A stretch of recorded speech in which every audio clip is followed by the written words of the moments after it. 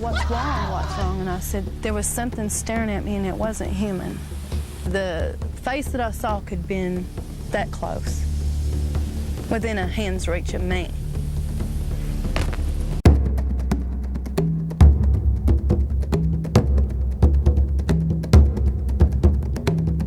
Please support this channel by subscribing and leaving comments.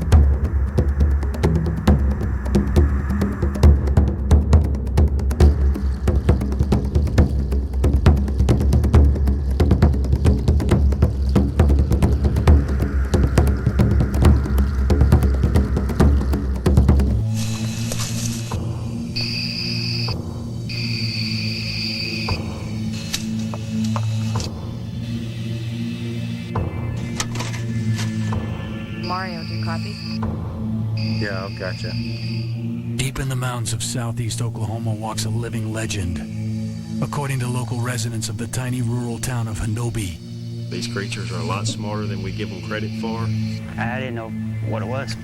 What was throwing rocks at me? The face that I saw could have been that close. But I don't ever know what you're going to run into in these woods. They're wild. So you got to see it first before you believe it. I'd sure like to see it, wouldn't you? one local eyewitness claims to have shot at and hit a hairy man-like creature that continually terrorized the family home.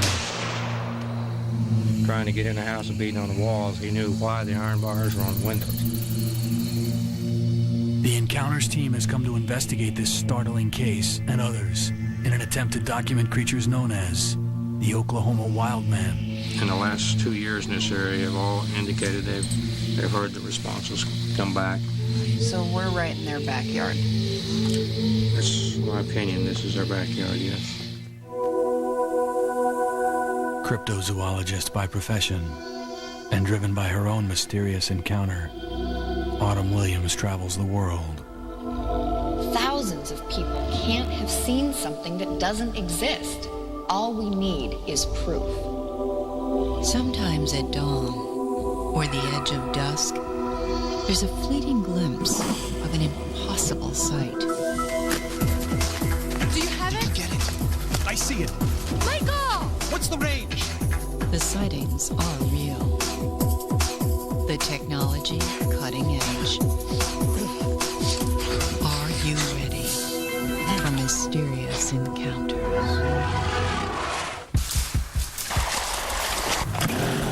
Boy, this thing stinks. Just put it right on capture. Make it even.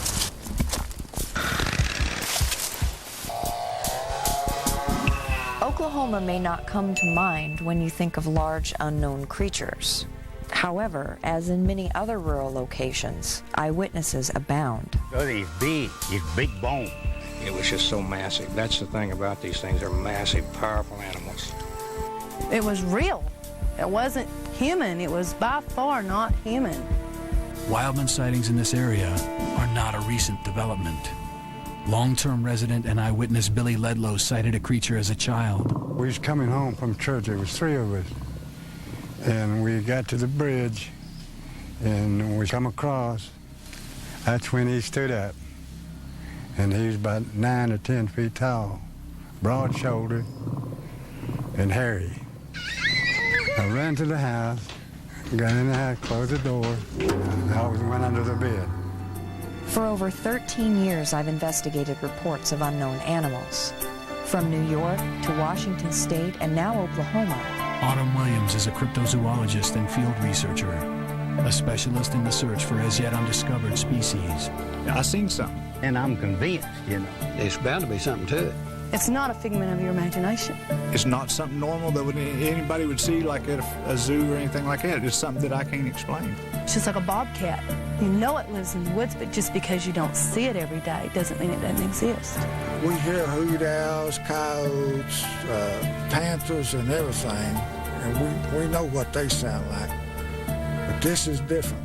Many eyewitnesses are avid outdoorsmen and women who have knowledge of local wildlife. Their stories are especially difficult to discount. Eyewitness Tina Harrison has hunted with her husband in the same area for 8 years, but not anymore. We drove about 2 miles on our four-wheelers in past where we left our truck. I went to bed that night fairly early, and at that point my head was at the door of the tent. And I remember waking up and it was just like right in my face. There was something there, and you know, I had just woken up. It was like something stared at me long enough I woke up. So I just said in a real soft voice, "Robin, what are you doing out there?" You know, thinking it was my husband, because we were like so far away from anybody else. And so when I said that, I looked and I thought, well, that's probably not him. I just covered my head up, thinking I was in a dream, and I pulled the cover down, looked again, was still there, and the eyes, I could just remember this face staring at me. It was like just rural depth. And it turned its head and looked where my husband was sleeping, and I knew his body was in the bed. I just got real scared. I remember trying to wake him up. I was screaming and crying and shaking. Wake up! Wake up! Wake up! Wake up! Wake up! He was like, "What's wrong? What's wrong?" And I said, there was something staring at me, and it wasn't human. The face that I saw could have been that close, within a hand's reach of me. Yeah. It scared you? Yeah. Often, as in this case, these creatures appear to be simply curious. However, many campers and outdoorsmen are so frightened by their encounters, they refuse to return to that same stretch of woods. It has really affected, you know, even our marriage, because that was a big part of our life. The hunting, the fishing, the turkey hunting. We did all that stuff, not anymore. He does it alone. But what about when the encounter occurs closer to home? Investigator Roger Roberts was on the scene with an eyewitness shortly after they claimed to have shot a creature at their residence. We went down initially to collect blood evidence, DNA, if it existed, from a deer kill that this animal was carrying when it was shot. And had an encounter of his own. You see the guys over there? They're here. Mike, don't shoot. Mike, don't shoot. Don't shoot. This amazing story when mysterious encounter. In 1999, the Bigfoot Field Researchers Organization received a frantic call from eyewitness Tim Humphreys, who claimed to have shot a large, hairy, upright creature. Researcher and private investigator Roger Roberts was on the scene within hours. He said it was beating on the walls from time to time. He would see them at a distance down here in this bottom going back and forth. He said he didn't have too much of a problem with it. He knew they were here, but until they started getting up around his house, he got afraid for his family.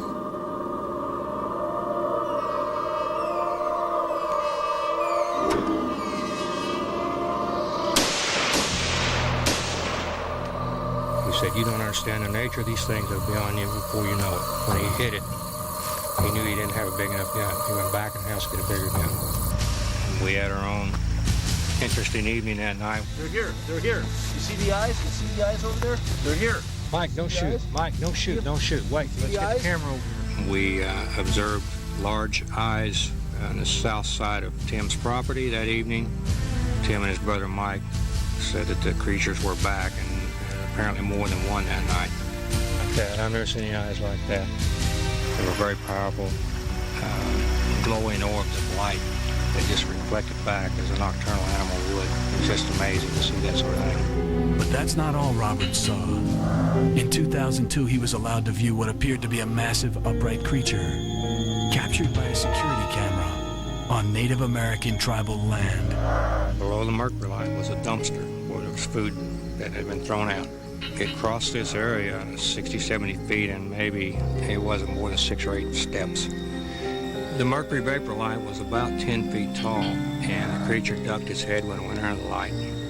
While Roberts was allowed to view the tape, the tribe now claims to have destroyed it. I was disappointed that we weren't able to examine the tape. However, Roberts was able to obtain other, possibly more valuable evidence for examination. A series of photographs were taken on the same reservation. The series of photographs show a large, upright figure with a conical-shaped head, identical to what eyewitnesses described. Also found a hair sample hanging from a branch. Let's go ahead and look at the hair.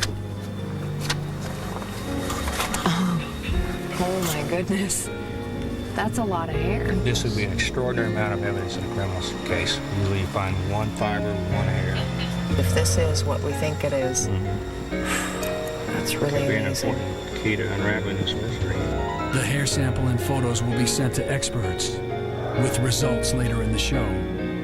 I'm looking out there, I turn on my flashlight, and we can't see anything but silhouettes and eyes reflecting.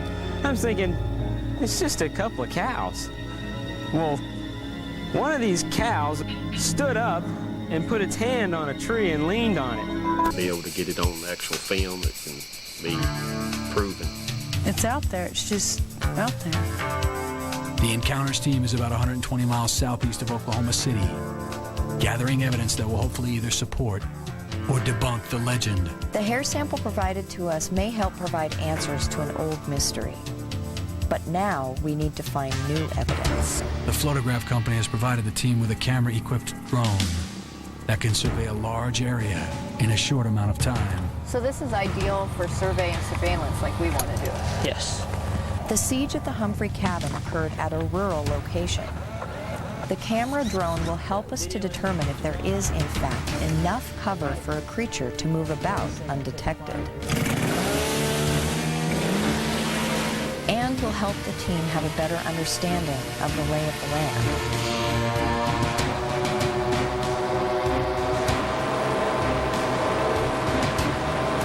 Look at that. See, that's perfect. Keep it right there and get a little lower if you can, please. With the GPS and autonomous system, you can fly the same routes you did during the day at night. This patch of woods right over here is what I'm interested in. There's some real thick trees and everything down here.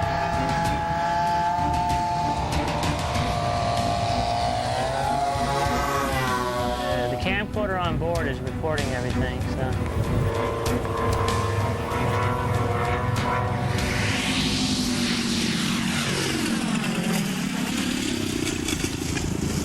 Oop. It's down. To conduct proper research, we must suspend disbelief long enough to attempt to replicate the circumstances surrounding these eyewitness accounts, hopefully with similar results. Okay, we are in a place called Novi, which is right here, and we're going to be just south of Novi. When the BFRO was contacted, what did the family say was occurring at the property? They were harassing the family. They were beating on the walls. They had gotten into a freezer and taken some frozen venison. They heard this racket, and they come outside, and it was several of these big feet. They shot one of them, and the other ones picked it up and carried it off and took it with them. The other two animals helped this thing away. And he saw this? He saw it, yes. I asked him what it looked like, and he replied, "Have you ever seen a black Brahma bull standing on his hind legs?" Along with Autumn, the expedition team will include investigator Roger Roberts and several local residents. The noise me and my brother hears up there matches Roger's sounds. The team will need to identify the best locations for the high-tech surveillance equipment. But right there at that trash dump, it's just getting daylight and it's foggy. I seen someone there, looked like they had an inch or two long hair on them. They weighed 350, a 400-pound man. But he went back that way. I said, someone's up here trying to scare somebody. Yeah, 2 weeks ago I passed by the dumpsters and all the trash was thrown out of the dumpsters on the ground and scattered. And as far as I know, a dog or a wolf can't get up there. It'd have to be either a bear or a creature, you know. We've got the Humphrey cabin down here, the cabin up in the mountains. We've got the spot where the sighting was right down there, and we've got the dump, the transfer station down there. Those are the 4 areas that I'd like to focus on. So we'll set up a bait in all of those locations and a camera trap and blinds. Although the dumpster seems like an unlikely place to set up a surveillance camera, if this creature is real, it has to eat. Right about there. We want one that's kind of close to the trail. The reason I wanted to put it up here is at some point it's probably going to cut across. But we do need to kind of pay attention to trying to camouflage this stuff.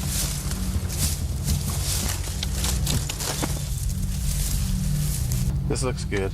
I think we're set here. Let's take these game views and go down and maybe put a couple of them down farther on the trail here. Special high-capacity Marantz digital recorders will allow the cameras to be left alone for longer periods of time. Yeah, no more changing tapes in the middle of the night. We are especially interested in this location. Owner Tim Humphreys claims a creature regularly returned looking for food, and it was not afraid of humans. So this does look like the screen is pulled down. I don't know what did that. Well, who knows what did it, but... But this is where the little girl was looking in the... I understand she was there watching TV and was looking in the window at her. She had a freezer over there, too. The thing was getting in the freezer, taking venison out of the freezer in this outbuilding. One explanation of why the creatures were drawn to this location may be the high deer population. But it's illegal to use game meat as bait. This is the actual freezer. This is the actual freezer. Our bait, therefore, is a more conventional mixture of fruit and fish that we hope will attract them just the same. And we'll put the camera right there on that tree. Perfect. Watching the bait will be AquaView infrared cameras and GameView still video cameras. No, we'd probably get head and all. Yeah, head and all. The team will deploy DNA traps and special pheromone chips. That's perfect. As well as the call blaster, all designed to attract the creature's attention.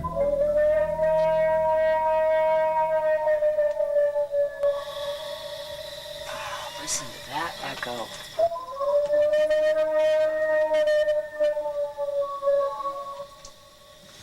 Now you want to listen for the return. These sightings, they correlate with wilderness areas. How are we looking at our time?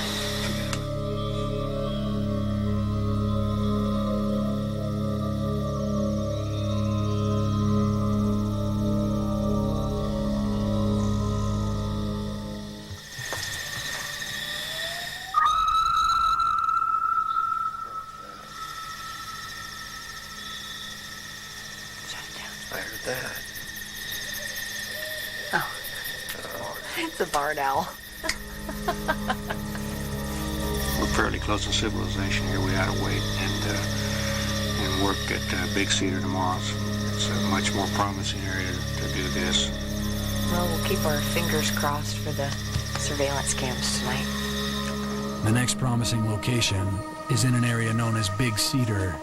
This witness owns a remote hunting cabin here and claims to frequently hear strange vocalizations. So when I was up there just across the creek over here, there was two of them hollering for 30 minutes. Woke me up at 2:30 in the morning. Well, why don't we go grab those pheromone chips and get them out first thing so that we can get that scent into the air. These are sexual pheromone chips. They're a sexual attractant that's made from bacteria from humans and gorillas. I'm going to give you 3 of these. I'd like it to come right up to the chip and be able to see it coming up to the chip. Just one click, that's all you gotta do. And then that thing goes on. Again, the team saturates the area with infrared cameras, DNA traps, and pheromone chips. The call blaster is set up. The plan is to have Roger Roberts blast calls from the cabin's porch, while I and other team members spread out at remote locations. Surveillance teams, please stand by. We're going to start the call blasting. Yes, I'm in place and ready to go. Yeah, I've got you. Team member and wildlife biologist Mario Benassi will attempt to record any response from a tree stand, while Vladimir is posted deeper in the forest in a ground blind.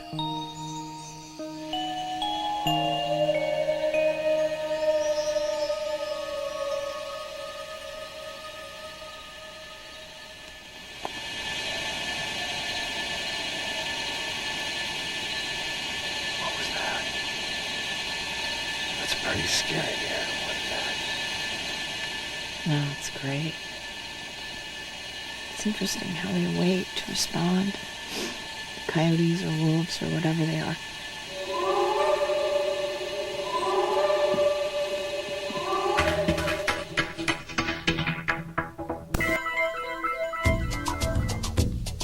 The Mysterious Encounters team has spent the past week in LaFleur County, Oklahoma, in an attempt to collect evidence of hairy man-like creatures known as the Oklahoma Wildman.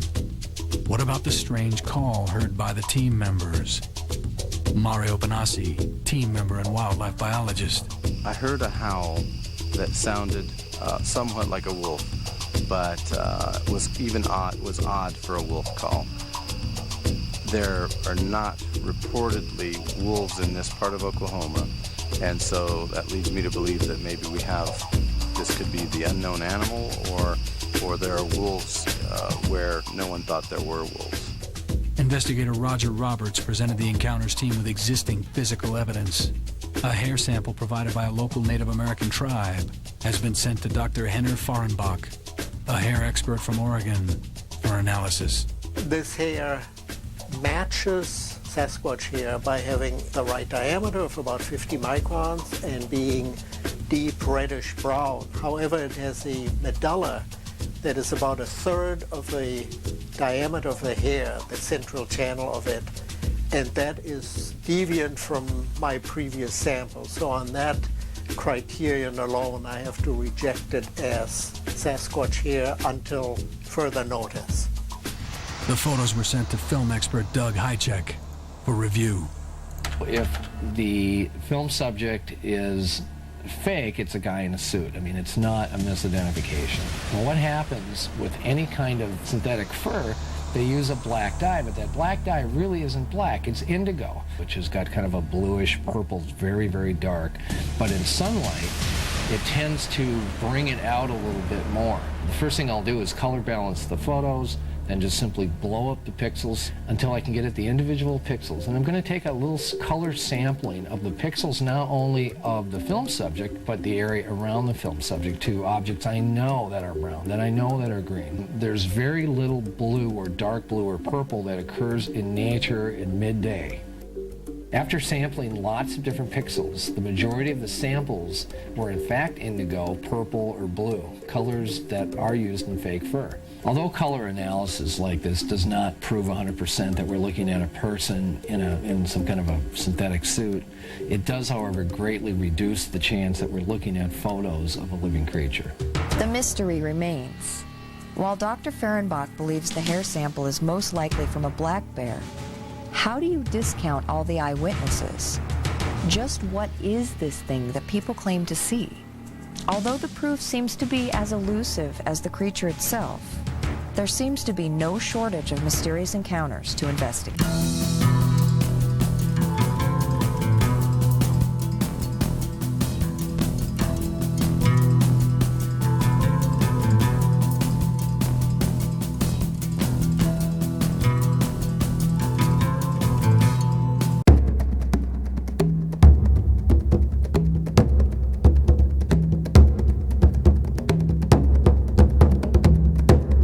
If you're enjoying all this rare and unique content, please show your support by subscribing and leaving comments.